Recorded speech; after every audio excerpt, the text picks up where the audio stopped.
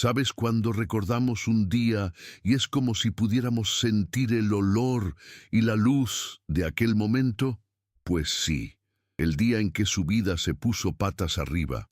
Estoy hablando de Beatriz, una amiga que conozco desde la universidad. Comenzó con ese sol de invierno que nos engaña, ¿sabes? Brillaba fuerte, pero el aire era cortante. Ella estaba de 6 meses de embarazo de su primer hijo, y la vida era un lienzo pintado en tonos amarillos y beige. Antes, no olvides dejar tu me gusta, y cuéntame en los comentarios desde dónde estás viendo. Vía no era de quejarse, era una mujer práctica, de esas que organizan la agenda con bolígrafos de colores y tienen la respuesta en la punta de la lengua. En aquella época, había dejado temporalmente su trabajo como diseñadora de interiores para centrarse en la llegada del bebé, lo que le daba tiempo extra para dedicarse a pequeños placeres que le encantaban, como la jardinería y las clases de cerámica. Vivía en una casa de esquina con un jardín envidiable, pero que solo ella misma cuidaba, con las manos siempre sucias de tierra.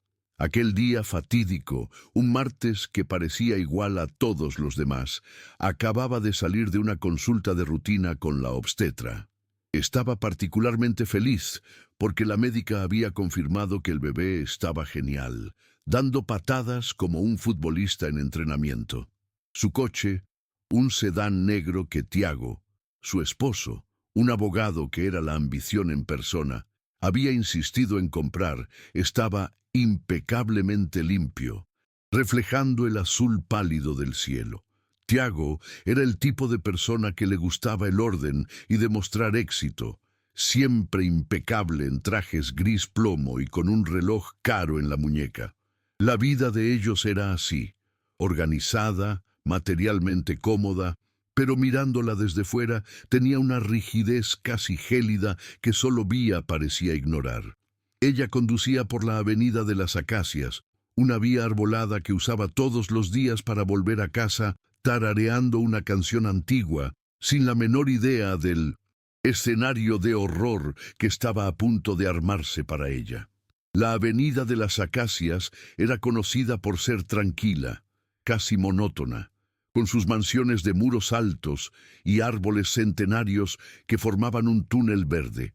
Era el tipo de lugar donde nunca pasaba nada malo, lo que hacía que la próxima escena fuera aún más surrealista. Vía recuerda que estaba distraída pensando en el nombre del bebé. Ella quería Jonas, Tiago quería Alexandre, una pelea silenciosa que duraba semanas. Fue en ese microsegundo de distracción que notó el coche. No fue el sonido, sino el reflejo. Un SUV plateado, demasiado grande para la calle, que surgió súbitamente, viniendo de una calle lateral, con una velocidad que parecía desafiar la física local. No solo iba rápido, iba hacia ella. La memoria de Vía sobre los segundos siguientes está fragmentada, como una película antigua proyectada con cortes bruscos. La luz del sol que antes era agradable, ahora explotó en el parabrisas, mezclada con el sonido agudo de neumáticos chirriando en el asfalto caliente. El olor a goma quemada y a tierra mojada subió de repente, invadiendo el aire acondicionado. Aquel SUV no frenó, aceleró en su dirección. Ella solo tuvo tiempo de soltar un grito que se quedó atrapado en la garganta y girar el volante en un intento desesperado de evitar el impacto total. Vio, en ese instante congelado, el rostro del conductor. Una mujer rubia, con gafas de sol que parecían cubrir la mitad de su cara, con una expresión tan vacía, tan fría, que parecía haber salido de una pesadilla. Era un rostro desprovisto de cualquier emoción humana, casi robótico. El impacto no fue un estruendo limpio, sino una amalgama caótica de metal crujiendo y cristal astillándose, que sonó más fuerte que cualquier cosa que hubiera oído antes. El lado del pasajero de su sedán recibió el golpe principal. El airbag explotó en una nube sofocante de polvo químico, y el cinturón de seguridad la sujetó con una fuerza brutal, salvándole la vida, pero no el dolor. Lo último que sintió, antes del silencio ensordecedor y el zumbido en los oídos, fue un dolor punzante en el abdomen, un dolor que no era de ella, sino del bebé, un castigo físico por la imprudencia de otra persona. Tocó el vientre inconscientemente, sintiendo el tejido del vestido de algodón roto y húmedo. Entonces, la oscuridad llegó, total y absoluta, llevándose consigo el sol de invierno y el dolor. Beatriz despertó bajo el inconfundible olor a hospital. Una mezcla aséptica de alcohol isopropílico, detergente hospitalario y café frío. La luz fluorescente de la habitación era opresiva y el zumbido constante de los monitores cardíacos era la nueva banda sonora de su vida. Estaba conectada a un suero y el dolor en todo el cuerpo era un recordatorio constante de la violencia del accidente. Lo primero que hizo fue tantear su vientre. El bebé estaba allí, una ola de alivio tan intensa que casi la hizo desmayarse de nuevo. Fue en ese momento que Tiago, su esposo, entró en la habitación. No vestía su habitual traje impecable, sino pantalones de vestir y una camisa arrugada, lo que era una señal de desorden rarísima para él. Parecía exhausto, pero sus ojos, de un azul claro penetrante, estaban extrañamente vacíos. «Gracias a Dios, estás bien», dijo, pero su voz no contenía el calor de un marido aliviado. Parecía la lectura de un guión. Se acercó a la cama y le tomó la mano, un toque que parecía más una formalidad que un gesto de cariño. «El bebé también está fuera de peligro, aunque necesitas reposo absoluto. Fue un milagro». Beatriz intentó hablar, pero su garganta estaba seca y adolorida. Señaló su cuerpo vendado e intentó susurrar sobre el coche plateado, sobre la conductora fría. Tiago hizo un gesto vago con la mano, como si estuviera espantando un mosquito. «No te preocupes por eso ahora. Es el estrés. Tuviste un trauma. La policía ya hizo la investigación. Tu informe inicial señala conducción peligrosa bajo estrés», afirmó, usando un tono profesional y final. El shock de aquellas palabras no la golpeó como una información, sino como un nuevo impacto físico, tan doloroso como el del accidente. Tiago, el abogado, su marido, estaba diciendo que la culpa era de ella. El silencio en la sala del hospital, después de aquellas palabras, se convirtió en un vacío sofocante. Vía intentó procesar la información. Conducción peligrosa. ¿Cómo? Conducía a 20 por hora, iba a casa, pensando en el nombre de su hijo. Las palabras de Tiago no coincidían con la imagen de él, el marido, el padre del bebé, sino con el abogado que ella sabía que era. Frío, calculador, siempre buscando el ángulo legal más ventajoso. Lo observó más de cerca. El traje arrugado no era una señal de desesperación, sino de prisa por forjar una narrativa. Había una esquina de sus labios que se curvaba sutilmente hacia arriba, un tic que solo aparecía cuando estaba a punto de ganar un caso difícil en el tribunal y que ella conocía bien. Aquello no era preocupación, era satisfacción. «¿Qué estás diciendo, Tiago?», logró murmurar, la voz ronca y temblorosa. «Aquel coche se me echó encima, no estaba en mi carril». Él suspiró, un sonido escenificado de paciencia exhausta, mientras enderezaba la punta de su sábana, un gesto extrañamente innecesario. «Mi amor, estás en shock. El informe dice que ibas en exceso de velocidad e invadiste el carril contrario. La otra conductora, una testigo, la colega de trabajo de Paula, confirmó eso. Ella lo vio todo». La mención de una colega de trabajo de Paula, siendo Paula la socia de su oficina, sonó tan aleatoria y al mismo tiempo tan increíblemente organizada que un escalofrío gélido recorrió la espalda de Beatriz, mucho más frío que el aire acondicionado. En ese instante, en el silencio entre sus palabras, la verdad cruda e insoportable comenzó a formarse en su mente. El accidente no había sido un accidente. Esa pequeña sonrisa en los labios de Tiago y la mención de la colega de trabajo de Paula fueron las últimas piezas que encajaron el rompecabezas del miedo. Beatriz cerró los ojos, luchando contra la náusea y el dolor. Recordó su decisión de no firmar los documentos de compra de la mansión que Tiago había insistido en que adquirieran. Los documentos, repletos de cláusulas nebulosas, estaban destinados a asignar una enorme cantidad de capital en su mano antes del nacimiento del bebé. Ella había dudado, cuestionando el origen del dinero. Él se había enfurecido, pero ocultó la rabia con la máscara de preocupación legal. Ahora ella lo sabía, no era sobre el coche, era sobre su firma o la falta de ella. Si ella hubiera muerto, él tendría control total sobre las finanzas y la herencia familiar. El accidente fue para silenciarla, forjado para parecer culpa de ella, y él, el abogado, estaba allí para garantizar que la versión oficial fuera la suya.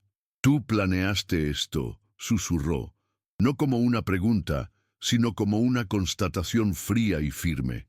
Su voz era sorprendentemente estable, drenada de emoción, lo que la asustó más que cualquier grito. Tiago, sorprendido por la claridad de la acusación, soltó su mano como si hubiera recibido una descarga. Se recompuso rápidamente, su rostro volviendo a la máscara de falsa preocupación. «No seas ridícula, Beatriz. El trauma te está haciendo delirar. Soy tu marido. Te amo a ti y a nuestro hijo». Se inclinó, intentando besarla en la frente, pero ella giró el rostro con una repulsión que no pudo ocultar. «Mentiste sobre él». «Informe, Tiago. Y yo vi el coche plateado. Vi a la mujer, ni siquiera le importó. Era una advertencia». Insistió, sus ojos fijos en los de él, buscando cualquier vestigio del hombre del que se enamoró, y no encontrando nada más que el brillo helado del oportunismo. No tenía pruebas físicas, pero la prueba moral estaba allí, parada al lado de su cama de hospital, vistiendo su traición como un uniforme. La negación de Tiago se resquebrajó bajo la mirada cortante de Beatriz. Su postura defensiva se desvaneció, y la furia que había reprimido durante la actuación irrumpió, volviendo la atmósfera de la pequeña sala peligrosamente volátil.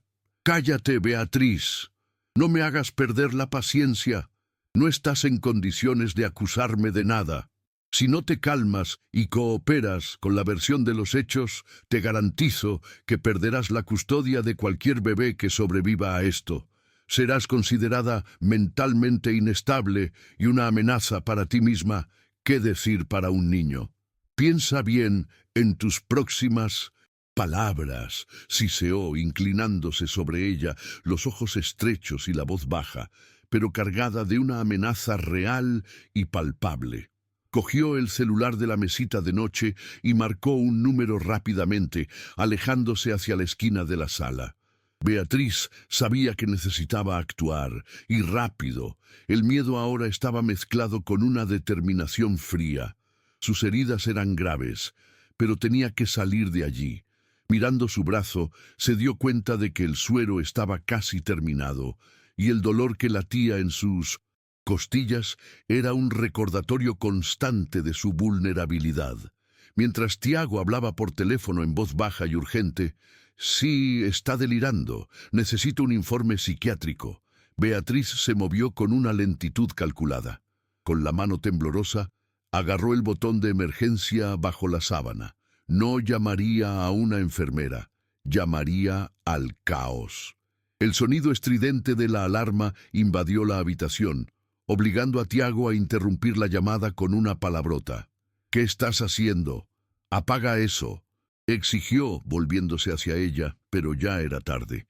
La puerta se abrió con un estruendo cuando el equipo de enfermería corrió a la habitación, atraído por el sonido agudo. La abrupta llegada del equipo de enfermería, acompañada por el médico de guardia, transformó la habitación en un torbellino de actividad. Las luces de la sala parecían más brillantes y la atención estaba toda centrada en la alarma. Tiago, frustrado y tomado por sorpresa, intentó mantener su fachada. Mi esposa está muy traumatizada, doctor. Creo que el medicamento está causando reacciones adversas. Activó esto por error, explicó, forzando una sonrisa de preocupación. El médico, sin embargo, lo ignoró, concentrándose en verificar los signos vitales de Beatriz. Mientras el profesional distraía a Tiago con preguntas sobre la medicación, Beatriz usó el pequeño intervalo. Señaló la bandeja de comida intacta y murmuró, con voz débil: «Por favor, agua. Tengo sed». Una joven enfermera se acercó rápidamente a la mesita de noche, distrayendo la mirada de Tiago. Beatriz aprovechó el ángulo y con un movimiento rápido y doloroso se sacó la aguja del acceso intravenoso de su brazo, ignorando el hilo de sangre que escurrió. «Necesito ir al baño», dijo, la voz súbitamente más firme, sentándose con dificultad. La acción la hizo gemir, llamando la atención del médico. Mientras el médico la ayudaba a sentarse, dando la espalda a Tiago por un instante crucial, la enfermera que buscaba el agua se interpuso. Entre ellos, Beatriz hizo un contacto visual rápido con la joven y de manera casi imperceptible susurró: «Llama a mi hermano Ricardo. Celular en mi abrigo. Dile que es una emergencia y que Tiago está involucrado». La enfermera, confundida por la urgencia y la palidez de la paciente, asintió en silencio. Con un esfuerzo monumental y amparada por el médico, Beatriz puso los pies en el suelo, lista para salir de la habitación e iniciar la parte más arriesgada de su plan. Con los pies en el suelo, cada paso era una agonía para Beatriz, pero la adrenalina y el miedo eran analgésicos más fuertes que cualquier sedante. Caminó lentamente hacia la puerta del baño, amparada por el médico. Tiago, todavía intentando justificarse con la enfermera jefe sobre el incidente, notó a la enfermera más joven saliendo apresuradamente de la habitación con la botella de agua, lo que lo hizo fruncir el ceño. Fue la visión de la mano de Beatriz, apretando la bata hospitalaria en el punto donde había estado el acceso intravenoso, con un pequeño rastro de sangre manchando el tejido blanco, lo que encendió la alerta en su mente. El plan de inestabilidad mental no incluía heridas autoinfligidas o fugas. En el momento en que Beatriz alcanzó el marco del baño y se giró para mirar a Tiago, una mirada breve cargada de desafío y odio, él finalmente se dio cuenta de que había sido engañado. «¡Espera!», gritó, su voz perdiendo todo el barniz de preocupación y asumiendo un tono de comando autoritario. Corrió hacia la puerta del baño, empujando al médico a un lado. «Ella no puede salir, está en estado de shock.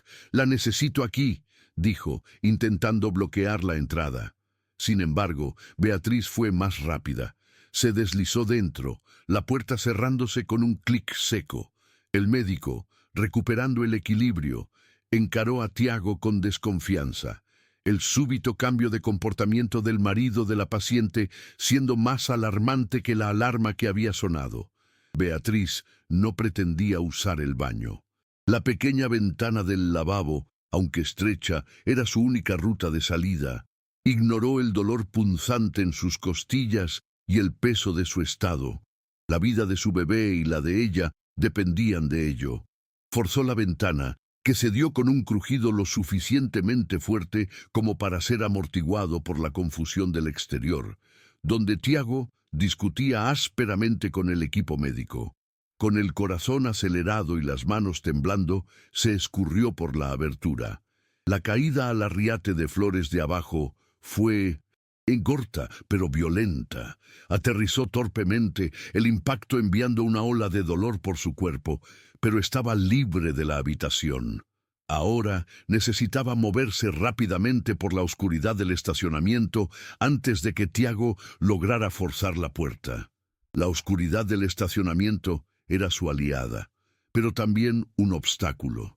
Vestida solo con la delgada bata hospitalaria y descalza, Beatriz apenas podía sentir sus pies en el asfalto helado y lleno de escombros. Se arrastró detrás del primer coche, jadeando, sintiendo el gusto metálico de sangre en la boca debido al esfuerzo. El plan era mantenerse cerca de la pared del hospital, donde las sombras eran más densas, y seguir hacia la puerta de servicio, que estaba en el lado opuesto. El tiempo era crítico. Sabía que Tiago no dudaría en saltar la ventana o forzar la puerta del baño, y el equipo médico probablemente tardaría segundos en darse cuenta de que ya no estaba allí. Cada paso parecía resonar en la noche silenciosa. Mientras tanto, en la habitación, Tiago dio una patada furiosa a la puerta del baño al darse cuenta de que Beatriz había accionado el pestillo. «¡Abre esa puerta, Beatriz! ¡Ahora!», gritó, pero el silencio del otro lado fue la respuesta. Se volvió hacia el médico, sus ojos brillando. «Es peligrosa. Está teniendo un brote psicótico. Llamen a seguridad». El médico, sin embargo, ya había percibido la gravedad de la situación. Vio la ventana abierta y el rastro de sangre en el marco. «Llamen a seguridad». Inmediatamente y a la policía. La paciente se fugó por la ventana.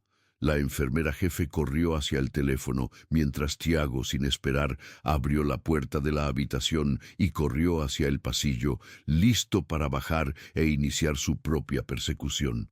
Su fachada de marido preocupado estaba completamente deshecha. Beatriz alcanzó el lateral del estacionamiento. Necesitaba un teléfono o, más realistamente, necesitaba ser vista por alguien que no fuera Tiago. Se acordó del celular que la enfermera había dejado en su bolso, ahora probablemente en el puesto de enfermería. Pero, al pasar por un coche estacionado más cerca de la cerca, percibió un objeto brillante en el suelo. Un celular simple, aparentemente caído de algún bolsillo. Sin pensarlo dos veces, lo cogió. Estaba desbloqueado. Su mente, a pesar del dolor y el pánico, funcionó con claridad. Marcó el número que más se sabía de memoria, el de su hermano, Ricardo. Él contestó al segundo tono, la voz adormilada. «Vía, ¿estás bien? ¿Qué pasó?», preguntó Ricardo, confundido por la hora tardía y el pánico en la voz de su hermana. «Rick, soy yo. No tengo tiempo. Escucha, estoy en el Hospital San Judas. Me escapé. Tiago, él lo hizo todo. Él me internó. Viene detrás de mí. Necesito que vengas a buscarme, ahora, en la puerta de servicio, cerca de la lavandería. Vístete con ropa oscura y ven solo. Rápido, me va a atrapar», susurró ella, ahogándose con el aire frío. Antes de que Ricardo pudiera responder con más preguntas, oyó un grito que venía de arriba y la luz fuerte de un proyector de seguridad encendiéndose, viniendo de la dirección de la habitación. Era Tiago. Colgó la llamada y tiró el teléfono lejos, volviendo a correr en las sombras. Ricardo no perdió un segundo. La voz de su hermana no era de alguien teniendo un brote, era de terror puro. Se puso la primera camiseta y pantalón oscuros que encontró, cogió las llaves del coche y corrió fuera de casa. El Hospital San Judas estaba a 20 minutos de distancia, y condujo como si el propio diablo estuviera pisándole los talones. Mientras aceleraba, intentaba llamar de vuelta a Beatriz, pero la llamada caía en el buzón de voz. La preocupación se convirtió en rabia. Siempre desconfió de la obsesión de Tiago por el control, pero nunca imaginó algo tan enfermizo. Al llegar a la calle lateral del hospital, vio el letrero «Servicio Lavandería». Estacionó el coche lo más discretamente que pudo y encendió el celular para buscar a su hermana en la oscuridad.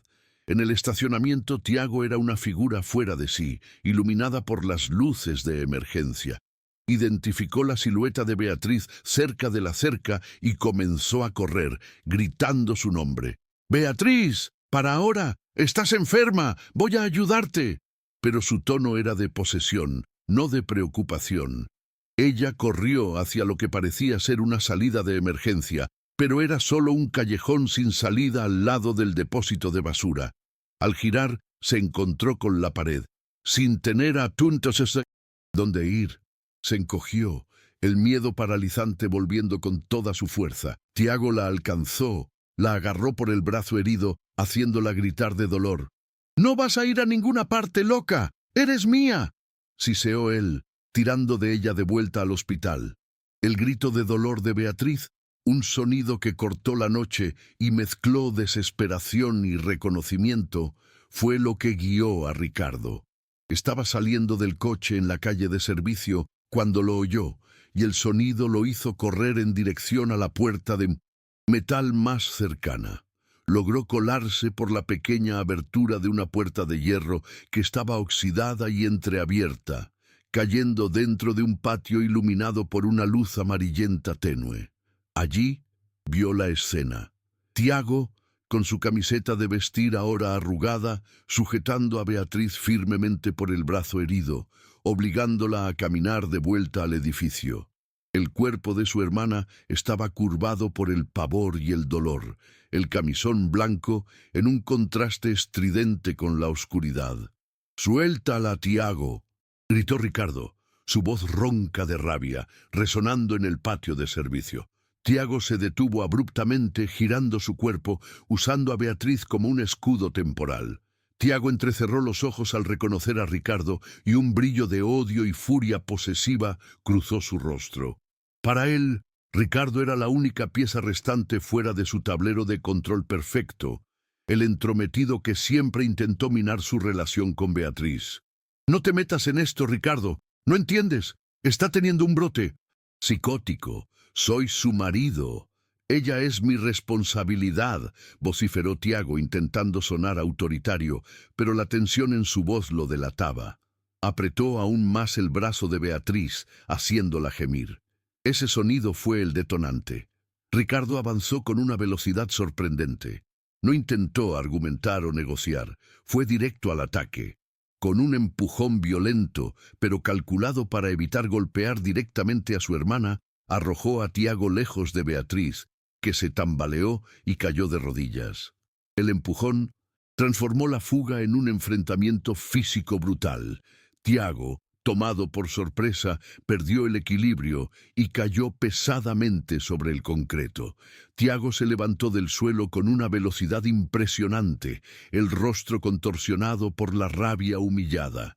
No era un hombre de peleas, pero la adrenalina de la posesión perdida lo dominaba. Avanzó contra Ricardo, asestando un puñetazo desordenado que Ricardo logró esquivar fácilmente, gracias a los años de entrenamiento de boxeo amateur en su juventud. Ricardo no estaba allí para una pelea justa. Su único objetivo era mantener a Tiago alejado de Beatriz. Respondió con un golpe lateral seco en el estómago de Tiago, obligándolo a doblar el cuerpo con un gemido de dolor. Mientras Tiago se recuperaba, agarrándose el vientre, Ricardo aprovechó la distracción para arrodillarse rápidamente al lado de Beatriz. «Vía, aguanta firme. Puedes andar. Necesitamos salir de aquí», susurró él, ayudándola a levantarse. Su brazo temblaba, pero el impulso de supervivencia superó el dolor. Solo dieron 2 pasos cuando Tiago, respirando pesadamente, gritó: «¡No van a irse! ¡Ella es mía! ¡Mía!», y agarró la pierna de Ricardo, desequilibrándolo. La caída de Ricardo fue brutal y soltó la mano de Beatriz. Los 2 hombres rodaron por el suelo en una confusión de miembros y gritos ahogados. Tiago logró montarse sobre Ricardo, asestando puñetazos ciegos, impulsados por la furia de tener su control destruido. Ricardo usó toda su fuerza y técnica restante para bloquear y en un movimiento rápido empujó las caderas de Tiago, lanzándolo a un lado con un grito gutural. La pelea, aunque rápida, dio a Beatriz el tiempo precioso que necesitaba. Viendo a los 2 hombres luchando, supo que tenía una ventana. Con el corazón acelerado y el dolor pulsando, corrió. No miró hacia atrás. La puerta de hierro, que Ricardo acababa de cruzar estaba a pocos metros.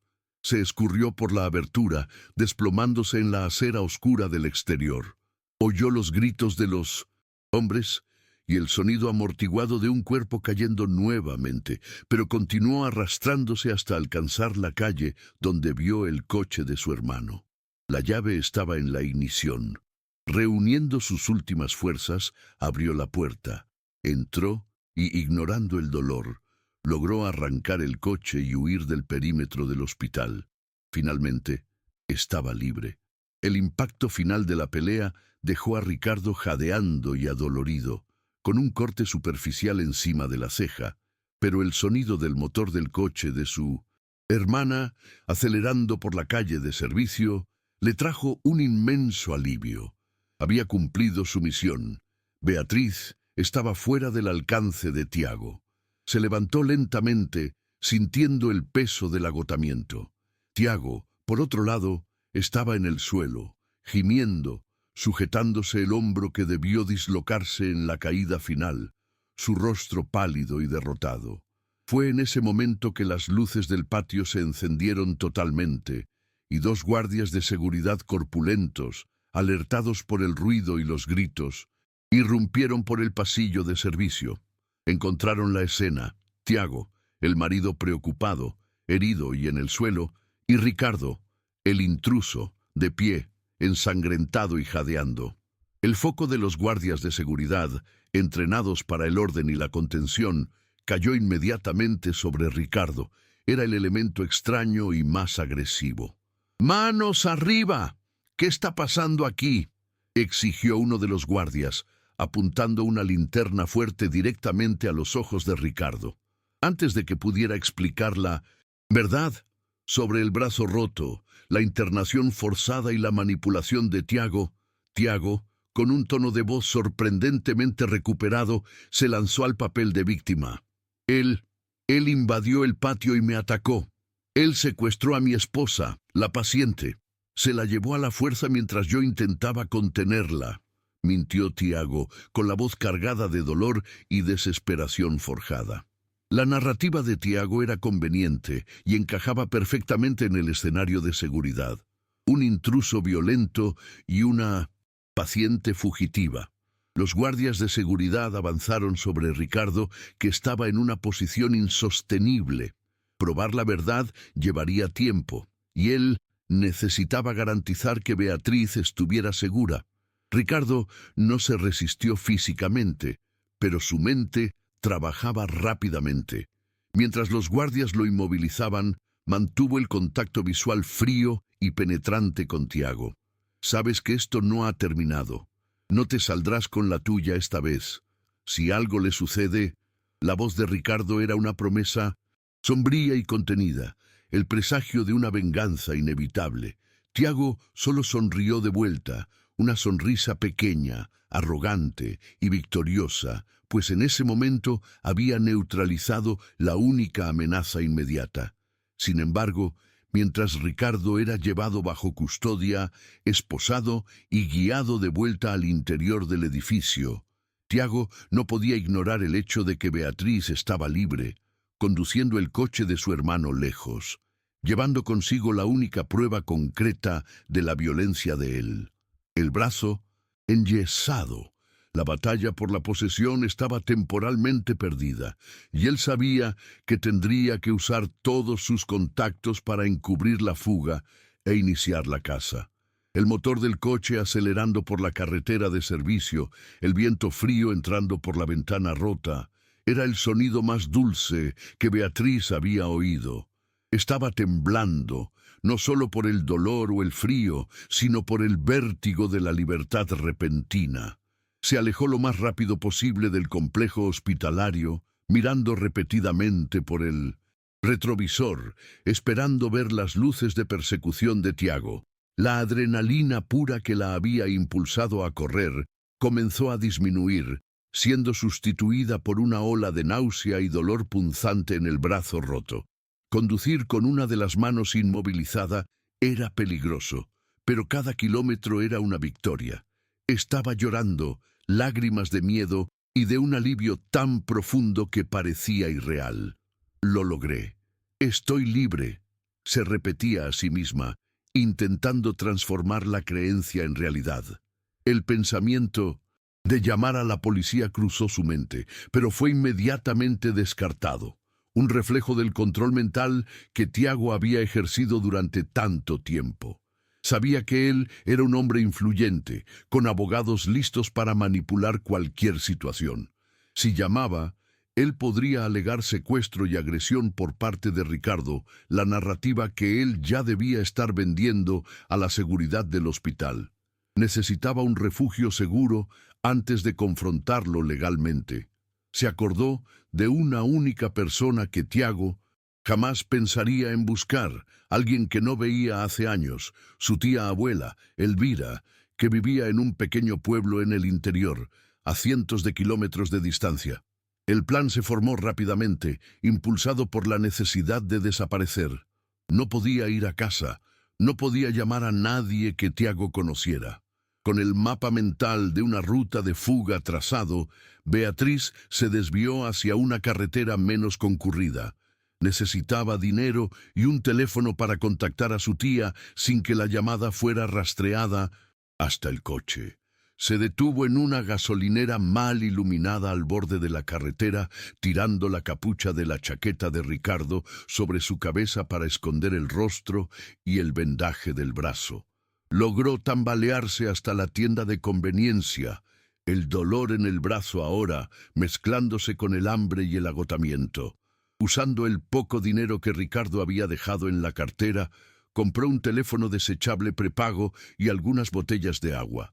En esa pequeña y anónima gasolinera sintió la primera pizca de poder en meses. Ya no era una paciente o una prisionera, era una fugitiva. Pero al volver al coche, la imagen del rostro de Ricardo, pálido y listo para la lucha, la golpeó. Él estaba arriesgando todo por ella. Su primera llamada no sería a la policía, sino al abogado que su hermano usaba, buscando protegerlo de la trampa de Tiago. Ricardo fue llevado a una sala de seguridad espartana, con paredes de concreto y una única mesa de metal. Sus heridas eran secundarias para los guardias, que estaban más preocupados en establecer la cadena de eventos para su informe. El supervisor de seguridad, un hombre con un semblante duro llamado Meneses, comenzó el interrogatorio, mientras un auxiliar hacía un breve registro fotográfico de los hematomas de Tiago, que se negaba a salir de la recepción.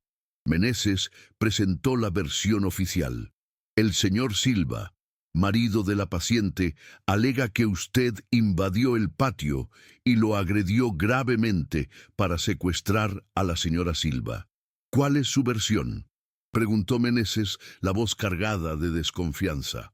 Ricardo, con la boca seca y el corte en la ceja aún goteando, fue directo al punto.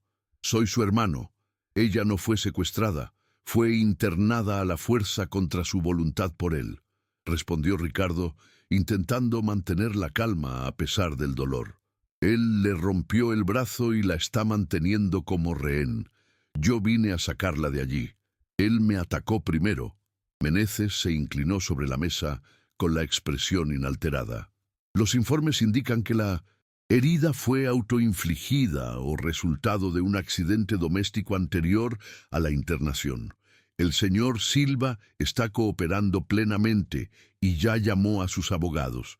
La cuestión ahora es, usted será acusado de invasión de propiedad, agresión y secuestro. Sus derechos están siendo leídos ahora y la policía fue notificada. El peso de las acusaciones era sofocante. Ricardo percibió que Tiago no solo había planeado el encarcelamiento de Beatriz, sino también su propia prisión. No obstante, mientras Meneses hablaba, Ricardo sintió un destello de esperanza. Tiago no estaba allí. Estaba ocupado cubriendo el rastro de Beatriz. Esto significaba que su foco estaba en la fuga y no en la acusación. «Llama a mi abogado, ahora», dijo Ricardo, manteniendo la dignidad, sabiendo que, aunque estuviera preso, había comprado el tiempo precioso que Beatriz necesitaba. Cuando el supervisor Meneses notificó a Tiago sobre la llegada inminente de la policía y la prisión de Ricardo, la reacción de Tiago no fue de alivio, sino de furia contenida, casi un temblor sísmico bajo una superficie de falsa calma. Estaba en su oficina temporal dentro del hospital, coordinando la historia con sus abogados por teléfono. «Excelente», siseó a Meneses, forzando una sonrisa. «Pero necesitamos ser discretos. La señora Silva es una paciente muy sensible». Apenas Meneses hubo salido, Tiago llamó a su chofer particular y jefe de seguridad, un ex policía de pocas palabras llamado Elías. La prioridad no era la policía o Ricardo, era el coche de Ricardo. Necesitaba garantizar que el vehículo fuera encontrado lejos, con una historia creíble de abandono. Pero la discreción se deshizo cuando Elías llamó de vuelta con la información crucial. El coche de Ricardo fue encontrado en un estacionamiento público a más de 10 kilómetros del hospital, pero no había señal de Beatriz. El volante estaba cubierto con un rastro de sangre seca y el asiento del pasajero estaba bajado, indicando que ella había conducido sola. Tiago le cayó el 20 con un golpe helado. Estaba libre.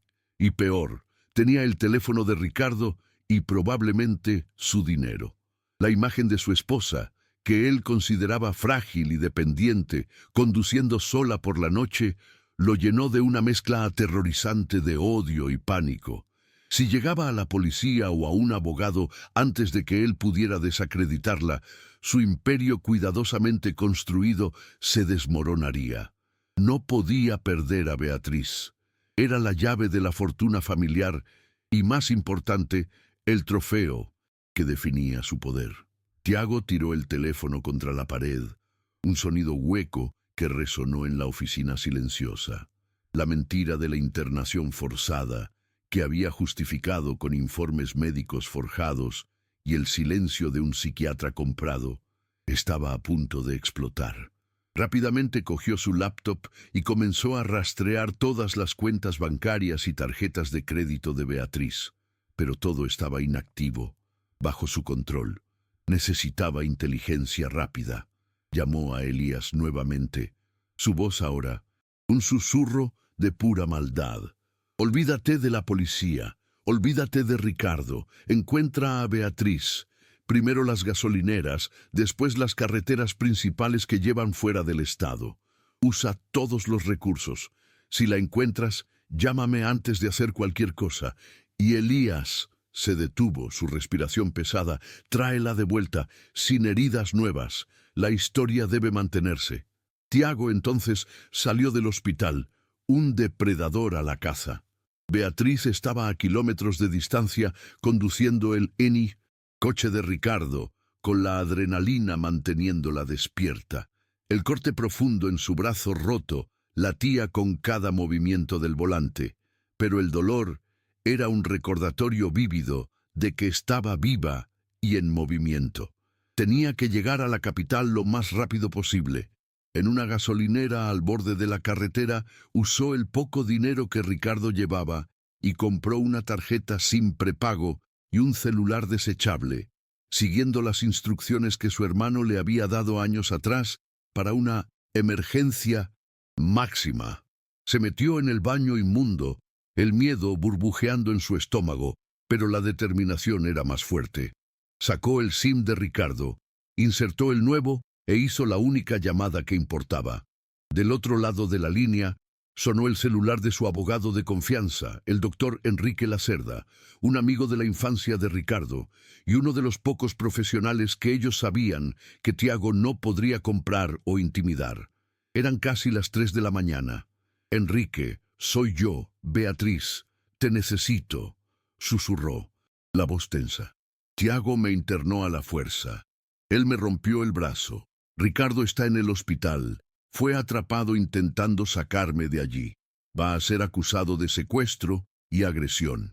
La avalancha de hechos sonó surreal, pero el doctor Lacerda, acostumbrado a la turbulencia en la vida de los Silva, escuchó en silencio profesional. «¿Dónde estás, Vía? Habla despacio. Si vas a la policía, Él te hará parecer inestable. No voy a la policía. Voy a ti. Solo necesito protección legal, respondió Beatriz, la mano temblando mientras sujetaba el teléfono. Le dio la dirección de la gasolinera y el modelo del coche de Ricardo. El doctor Lacerda pensó rápidamente. De acuerdo, no conduzcas más. Espera por mí. Voy a activar una orden de búsqueda y arresto contra Tiago. Pero para eso necesito pruebas irrefutables sobre la fractura de tu brazo. Créeme, él ya está activando todos sus contactos para desacreditarte. Necesitas un informe médico forense inmediatamente, hecho por alguien en quien confíe. Quédate ahí, Vía. Ya voy. El doctor Lacerda colgó la llamada y, en lugar de vestirse, llamó a dos contactos cruciales, el médico forense y el juez de guardia que le debía un favor. La carrera para garantizar la libertad de Beatriz acababa de comenzar en el campo legal. Beatriz esperó, encogida en el asiento del coche, con el corazón latiendo al ritmo frenético de un tambor tribal. Con cada faro que se acercaba en la carretera, se preparaba para ver la silueta de Elias, el jefe de seguridad de 1930. Tiago. Unos 40 minutos después, un SUV negro sin identificación se detuvo bruscamente al lado de ella. El doctor Enrique Lacerda salió, vistiendo un traje arrugado y con la expresión dura de quien había sido arrancado de un sueño profundo para lidiar con una crisis de alto riesgo. Con él estaba una mujer de mediana edad con un kit de primeros auxilios en una mano y una cámara forense en la otra. La doctora Clara, médica legista de confianza. La escena fue rápida y metódica. «Rápido, Vía», ordenó Enrique, abriendo la puerta del pasajero. «Vamos a salir de aquí». La transfirieron al SUV de Enrique y mientras él conducía a alta velocidad hacia una dirección segura y discreta, la doctora Clara comenzó el trabajo. Limpió y fotografió el hematoma en el cuello de Beatriz y con guantes registró detalladamente la fractura expuesta en el brazo. La doctora Clara hizo un ultrasonido portátil allí mismo, confirmando que la lesión era reciente y consistente con el relato de una agresión violenta. La doctora Clara habló en tono bajo y profesional. El informe probará que esta fractura fue causada por fuerza contundente y externa, incompatible con una caída accidental. La fecha y la hora del trauma se alinean perfectamente con tu internación. Con la prueba física asegurada, Enrique respiró. El alivio aplastando la tensión. Miró a Beatriz, ahora pálida, pero con los ojos ardiendo en una determinación fría. «Vía, ¿estás segura? Con este informe y con el testimonio de Ricardo que haré todo para conseguir su liberación pronto. Podemos transformar la historia. Tiago será acusado de secuestro, agresión, confinamiento ilegal y fraude médico. Él te está casando en este momento, pero ahora nosotros somos los que tenemos la munición». El SUV siguió en la oscuridad, llevando a Beatriz a la seguridad, mientras Tiago, ajeno, iniciaba una cacería inútil. La víctima se había convertido en la cazadora, y el juego de poder estaba a punto de cambiar de forma irreversible. La mañana siguiente no trajo la rendición que Tiago esperaba, sino la represalia calculada de un abogado astuto. Armado con el informe forense de Beatriz y el testimonio de Ricardo sobre la internación forzada, el doctor Lacerda tejió una red legal que estranguló el imperio de fachada de Tiago. En semanas, lo que comenzó con una fuga desesperada en medio de la noche, culminó con el arresto del magnate bajo acusaciones de secuestro y agresión, su poder corroído por los mismos secretos que había intentado enterrar. Beatriz y Ricardo, libres de la pesadilla, permanecieron unidos, no más como víctimas, sino como sobrevivientes. Habían perdido la fortuna, pero ganaron algo invaluable: la certeza de que la verdad, por más dolorosa que fuera, era la única libertad que importaba. La oscuridad finalmente cedió lugar a la calma, y la familia Silva, aunque herida, estaba finalmente en paz. Si te gustó esta historia, deja un me gusta y suscríbete al canal para seguir las próximas.